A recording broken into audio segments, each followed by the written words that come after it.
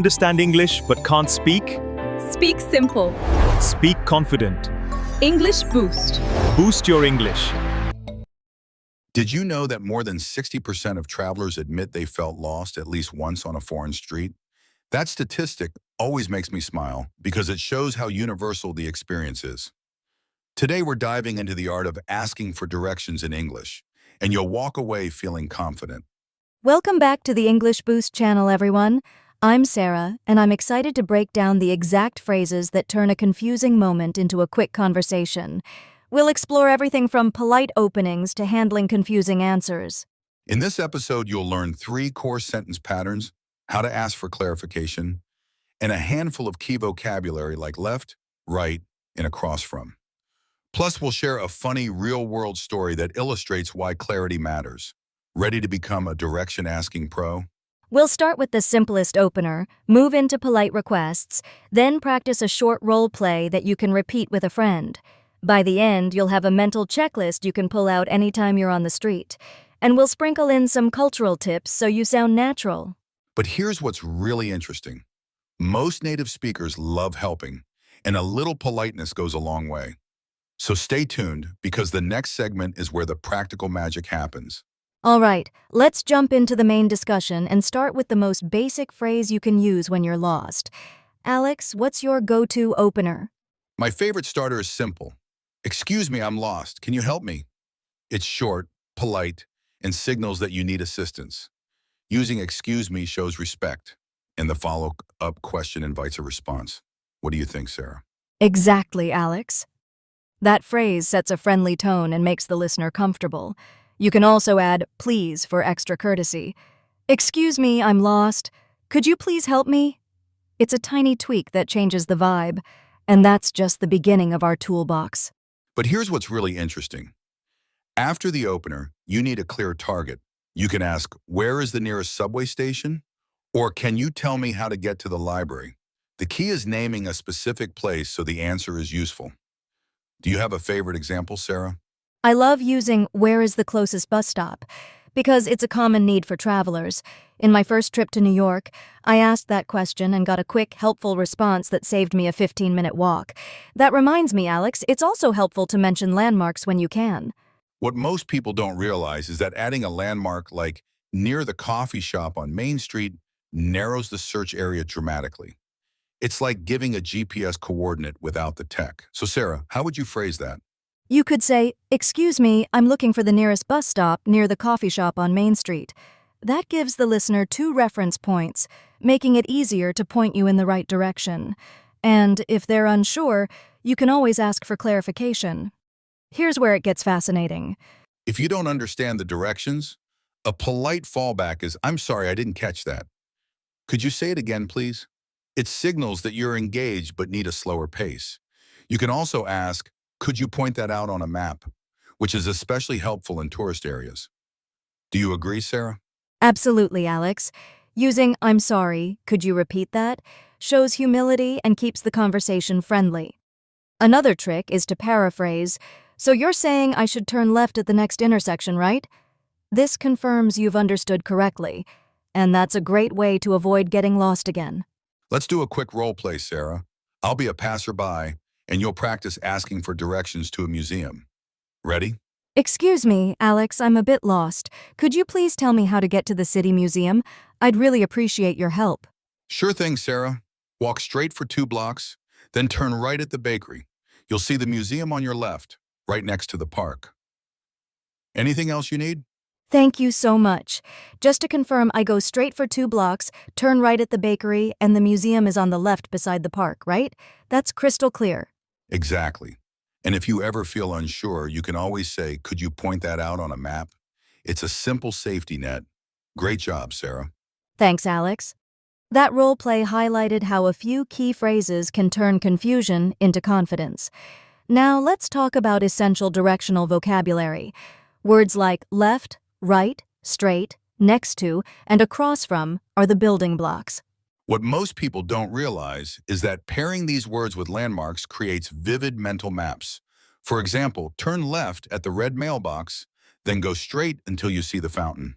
It paints a picture that's easy to follow. Do you have a favorite combo, Sarah? I love saying, turn right at the corner coffee shop, then the library is across from the park. It's concise and uses two reference points, which reduces ambiguity. And if you add just after or immediately before, you get even more precision. Here's where it gets fascinating. Politeness can also be layered. You might start with "excuse me," add "please" before the request, and finish with a sincere thank you. For instance, "Excuse me, could you please tell me how to get to the post office?" It feels respectful and increases the chance of a helpful response. Exactly, Alex. And after receiving directions, a simple "thank you so much, I really appreciate it" goes a long way. It reinforces positive interaction and may even earn you a smile or extra tip if you're in a taxi. That's a great habit to build. Now let's address a common challenge: distinguishing left from right when you're nervous. A quick tip is to remember that your left hand holds your phone most of the time, so you can subtly check. Or you can say, "Could you repeat that?" using landmarks to buy time. That's a handy trick, Alex. Another strategy is to repeat the directions out loud. Turn left at the bakery, then straight ahead. Speaking them helps reinforce memory, and if you're still unsure, ask, is the bakery on my left or right? But here's what's really interesting. Cultural differences affect how people give directions. In some cities, locals use distance markers like 2 blocks, while others prefer street names. Knowing the local style can make your request smoother. Do you have an example, Sarah? When I was in Tokyo, people often said 3 streets ahead instead of 3 blocks. In London, they might reference landmarks like near the red telephone box. Adjusting your phrasing shows cultural awareness and often earns you more detailed help. Here's where it gets fascinating. Sometimes strangers give overly detailed routes that can overwhelm learners. In those cases, you can politely say, "Could you give me a simpler version, please?"